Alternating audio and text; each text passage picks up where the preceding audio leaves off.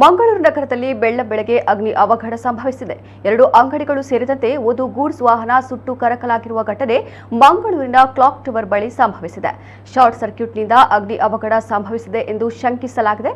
ಅಗ್ನಿ ಅವಘಡದಿಂದ ಬಟ್ಟೆ ಅಂಗಡಿ ಮತ್ತು ಗುಜರಿ ಅಂಗಡಿ ಬೆಂಕಿಗಾಹುತಿಯಾಗಿದ್ದು, ಜೊತೆಗೆ ಒಂದು ಗೂಡ್ಸ್ ವಾಹನವು ಬೆಂಕಿ ಅವಘಡದಿಂದ ಸುಟ್ಟು ಕರಕಲಾಗಿದೆ. ಪಾಂಡೇಶ್ವರ ಮತ್ತು ಕದ್ರಿ ಅಗ್ನಿಶಾಮಕ ದಳದ ಸಿಬ್ಬಂದಿ ಕಾರ್ಯಾಚರಣೆ ನಡೆಸಿ ಬೆಂಕಿಯನ್ನು ನಂದಿಸಿದ್ದಾರೆ. ಲಕ್ಷಾಂತರ ರೂಪಾಯಿ ಮೌಲ್ಯದ ವಸ್ತುಗಳು ಬೆಂಕಿಗೆ ಆಹುತಿಯಾಗಿದೆ ಎಂದು ತಿಳಿದು ಬಂದಿದೆ.